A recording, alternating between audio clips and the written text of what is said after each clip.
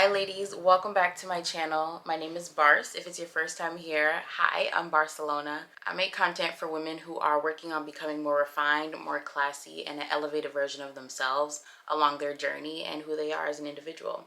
So if you're into that kind of content, definitely subscribe down below, like this video, and comment and tell me what you thought.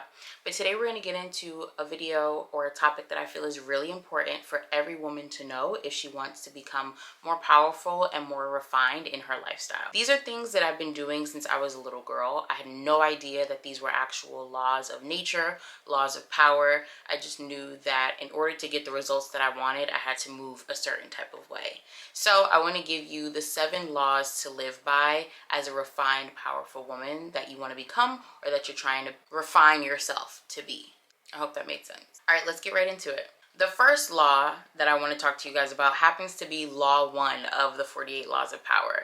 And this law is actually really important, and I learned in school and in any activity I was a part of, never outshine the master.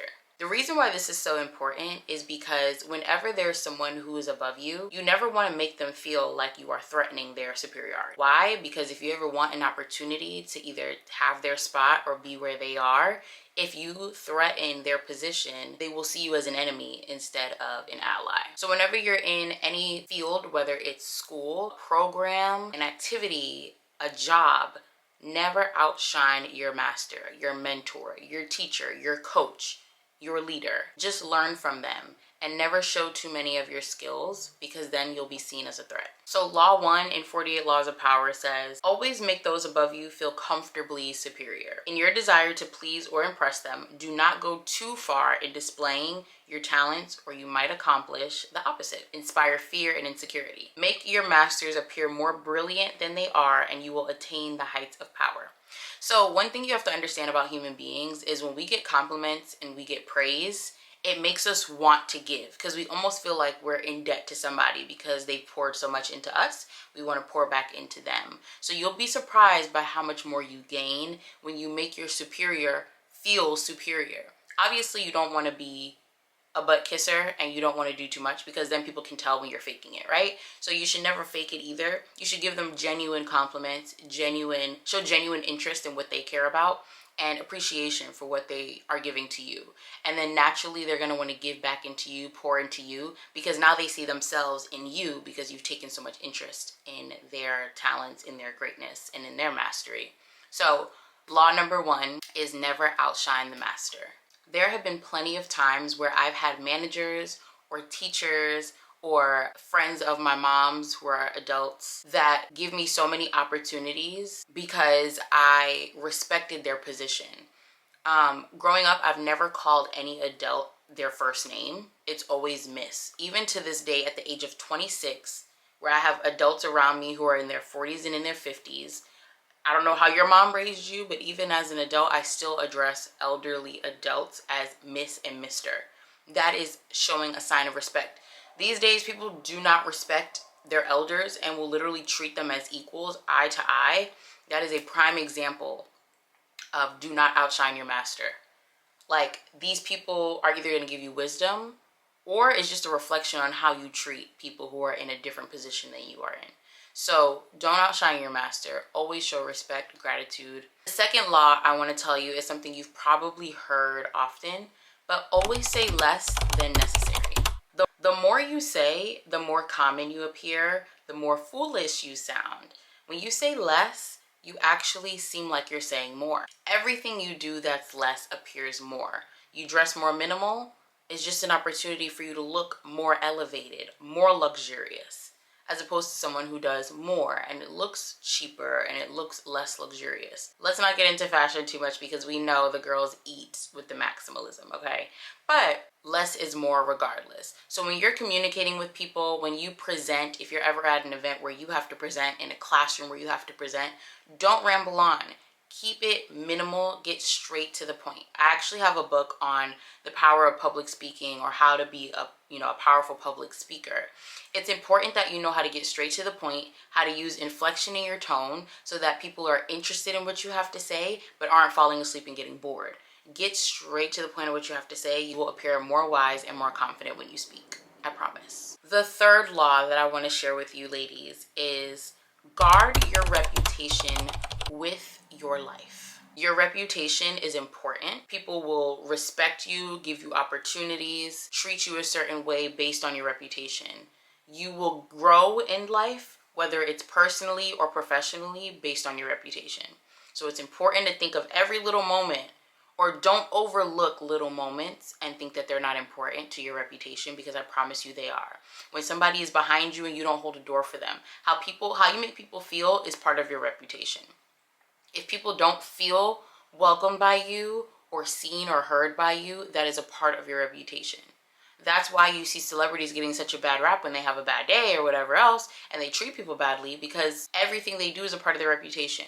But I will tell you that since you're not a celebrity, your reputation is very important and you should guard it with your life. Don't take your reputation lightly unless you do not care to be a more refined version of yourself, a more creative, well-known version of you. You'll start to see people recognize you and address you and talk about you in a certain way, and you'll feel really good when those words match up with who you want to be. I just want to read you what the 48 Laws of Power says about reputation. Reputation is the cornerstone of power. Through reputation alone, you can intimidate and win. Once it slips, however, you are vulnerable and will be attacked on all sides. Make your reputation unassailable. Okay, moving on. This next law is very important, and it's important for friendship and for dating. This law is about avoiding the unhappy and the miserable by any means necessary. You need to mature to a place where you no longer allow yourself to feel like you need to heal the broken, the unhappy, the unlucky, and the miserable people. If your friend chooses to be negative all the time because she feels like nothing goes right in her life, and everything goes right for you, everything goes right for everyone else around her, but life does not go well for her, you have to understand that there is nothing you can do. Your light is not powerful, I don't want to say powerful enough, because your light is very powerful. However, your light is for you, and if people happen to be inspired by your light, wonderful. However, you cannot give and pour from your cup hoping that it'll fill another person's cup. If that person is choosing to be unhappy, or they are constantly in a cycle of just misery, you need to detach yourself from those people as soon as possible. On the other hand, on the flip side, if it's a romantic relationship, you cannot love this person back to health, no matter how much you try. And that's why I said in the beginning, you have to mature to a place where you can understand that it's time to let go. Not all of you are mature enough or honest enough with yourself to say it's time for me to walk away. If you are a person that's not mature enough, there's gonna come a point where you are absolutely fed up with your treatment, the way your life is turning out, because you're attaching yourself to this misery and this unhappiness, and you'll finally cut it off. But hopefully, once you cut it off, you don't revisit that experience again. Hopefully you learn from it after the first time. If you are dating someone that is unhappy, miserable, unlucky in their life, where nothing goes right for them, they call upon their own misery, their own failures, whatever, you have to detach yourself from these people. There is nothing you can do to heal them. You are not a miracle worker, you are not a magician, and you are not a freaking carton of magic happy juice. Like, you can't keep pouring hoping that it's going to make them happier. There is no amount of love you can give to heal them. If they need that much love, send them to Jesus. Send them Jesus's way, because he is the only one that can give them endless love to heal them. That is not your job, okay? That's all I'm going to say on that. Let's read what the 48 Laws of Power has to say about that. You can die from someone else's misery. Get straight to the point. Get straight to the point, period. Emotional states are infectious as diseases. You may feel you are helping the drowning man, but you are only precipitating your own disaster. The unfortunate sometimes draw misfortune on themselves. They will also draw it on you. Associate with the happy and fortunate instead. Straight to the point. Choose happiness for yourself. Why do you deserve anything less? Like, when I think about it, why would you want to associate with unhappiness? If you've ever been depressed, it took you to get yourself out of that, did it not? Yeah, you might have been inspired by something you've seen, but no one's words can get you out of what you are feeling but you. You are the only person that can do it. So I need you to understand that there is nothing you can do for that person to bring them out of their misery or their sadness. Detach yourself, and maybe you leaving is the best lesson they need to grow and get out of that misfortune and that unhappiness that they are surrounding themselves with in their lives. This law is about using absence to increase respect and honor. If you want to seem like somebody who's very elite, very high status, attractive, like people, you want to seem mysterious, you want to seem, and we don't want to try too hard to seem this way either. We want it to be natural. Like, you're not somebody that likes to go out so often, so you're naturally going to appear this way. Or you're not somebody that's a party animal. Or you're not somebody that does a lot of talking and like public speaking, right? So this may be natural for you. But for my ladies who's trying to become more refined and you kind of want to become this version of you that is less out there, less in everybody's face, you just feel like you're too exposed. You want to reel it back a little bit. You want to be a little more reserved, a little more mysterious. You want to keep to yourself a bit. This is for you. Use absence to increase respect and honor. So, for example, let's say you don't want to stop going to parties, or you don't want to stop going to events, or you don't want to stop showing up to functions. What you do is you start to cut back the amount of time you spend there. You may leave a couple hours earlier than you usually would. That's going to be like, oh, she has a life outside of us. She has something to do. She's busy. Interesting. You'll just reel back the hours. You'll stay out a little, less than you used to. If people are inviting their coworkers out, and instead of going to each and every event, sometimes you say no. Sometimes you go straight home. You don't have to give your energy everywhere to everyone. Sometimes saying no makes it seem like, well, what else does she have to do? What does she have to do that's better than this? She must have something really important to take care of. She must have important things going on in her life. It leaves people wondering and leaves people guessing. And that makes you seem a lot more attractive, because it's like, I want to know what she has going on in her life that's like so important that she can't just hang out. Like, what does she have going on, So pull back how much you hang out with people. That can even work for social media. Listen, one thing I had to learn was I don't have to put everything out there. Like, everything, maybe not. Maybe dial it back and do some case studies and test out what it looks like for you and your engagement, and how your audience takes your more reserved, pulled back content. Like, maybe you're not talking about what your feelings and your emotional state and your opinion at 7 a.m. when your hair looks a mess and there's crust in your eye. Maybe you're not doing that anymore. Maybe you're pulling back and you're giving educational, inspiring content as opposed to transparent content only. So just pulling it back, reeling it back, it's going to make people more interested and make them respect you more as well. Too much circulation makes the price go down. The more you're seen and heard from, the more common you appear. If you're already established in a group, temporary withdrawal from it will make you more talked about, even more admired. You must learn when to leave, create value through scarcity. Now, if you're in, sales, or you understand, what is it? Demand versus supply. When there's a high demand for something, guess what's usually happening? There's a low supply. Supply and demand. That's what we're working with here. When there's a low supply of you, there's a high demand for you. When there's a low demand for you, there's probably a high supply of you. Ooh, that's tea. That's tea. If there's a high demand for you, that means there's a low supply of you. People aren't getting enough, and they really need some more of you. If they don't want any of you, that means there's too much of you. Either that, or people aren't interested in you because you're not doing something right. Okay, it's a lot to it, but that's the main situation. My sixth law for my ladies who are very proper: you like to be very diligent, organized. You like to appear very put together. I'm a Virgo rising. That is why I'm able to address these things, okay? But you like to look very well put together on the outside and the inside. This law is to never appear too perfect. Why? Because, as we all can assume, when you appear too perfect, people hate on you, right?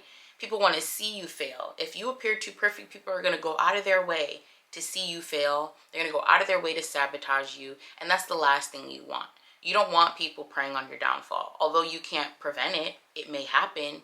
You don't ever want to appear too perfect. I think in some way we've all done this. When you're growing up and people don't like you for reasons that don't make sense to you. Either you're too smart, you're too pretty, You dress really nice, everybody likes you, you're too popular, and people will hate on you for it, right? So you either did one of two things. You either ignored it and allowed yourself to be that version of you, popular, pretty, smart, or you dimmed your light to be more palatable and to have, to be able to navigate more effortlessly throughout your environment without being hated on. So you dimmed your light. Never appear too perfect, but also don't dim your light. So be who you are, but also show people a side of you that is flawed. Sometimes, for girls like us, that's a little hard. We're really good at almost everything. I can't help that I'm popular. Who said that? Gretchen from Mean Girls. I can't help it that I'm popular. No, but no, all jokes aside, it's good to show your flaws, show people where you fall short, show people the dirty parts of your life, whether that's literally or metaphorically. But let people see the human side of you, because it really does allow people to connect with you. If you appear too perfect, people cannot relate to that. People don't relate to perfection because none of us are perfect in our real lives. We can make it look as perfect as we want on camera, but what you don't know is I had a bunch of products on my bed and I tucked them under my blanket. You see what I'm saying? Like, perfection and perfection. And then my last and final law that I want you guys to remember is first impressions are everything. You never get a second chance at a first impression. Always be mindful of how you show up anywhere that's of importance. What I'm referring to is any opportunity you may have, whether that is going to a networking event, going for a job opportunity, meeting someone's family for the first time, meeting someone's friends for the first time. It's a first impression for a reason. You have no idea what this new connection is going to do for you. You have no idea who's going to see you, who's going to feel like you are perfect for something based on how you present yourself in that first impression. I've got many opportunities because I was dressed for the part. I'll tell you guys this story. When I was in Atlanta and I moved to Atlanta, I was applying for customer service rep. And I came in a blazer, pants, heels, a high ponytail, my glasses, makeup beat, right? And the other ladies came in more casual wear. I think one of the girls that I remember, she came in like ruched leggings and like a twisted top, long sleeve top, or even just a t-shirt, I think, that was like knotted in the front. She didn't have any heels on, I don't think, either. She was very casual for this position. And when the manager saw me, she saw how I was dressed, she didn't even look at my resume. She saw me and the way that I spoke, and she said, I actually have another role for you. Do you know I went in there for customer service and got hired for assistant manager? Where they do that at? All because of how I presented myself. All because of my first impression. Do you know that my most recent job that I'm currently in, I walked into the store, let them know I applied, and I got interviewed on the spot because her server was down for applications or whatever the case may have been, and the person didn't get back to her that she did pick. But because I walked in the store, because I impressed her over the first interview that I had sitting down with her that day, she hired me for a position that I did not intentionally apply for. I applied for it, but it wasn't because I was trying to be that position. I just applied for it. And she hired me for that position because I had management experience, which was the assistant manager and brand manager before, which I even got that role off of first impressions. Listen, y'all, your first impression is everything. Please don't sleep on it. I promise you, you have no idea who's watching you and who needs you, but they're going to pick you who needs you and will end up picking you because of how you present yourself. That is it for this video. I hope you guys took some value from that. I hope you took notes. I hope you saw yourself reflected in some of these laws. I hope you are already applying them. If not, let's start applying them into our lives now. These are things that I've lived by since I was a little girl, and I feel like every woman should be applying these things and live by these laws in their lives. But more to come. I really like this series, just like things that we should know to take ourselves from here to here. Elevated women, valuable women, refined women, okay? That's where we are going to be. That's who we are. And we're aligning with that by aligning our actions and our mindset with that as well. But I don't want to keep rambling. I hope you enjoyed this video, and I'll see you in my next one. Bye.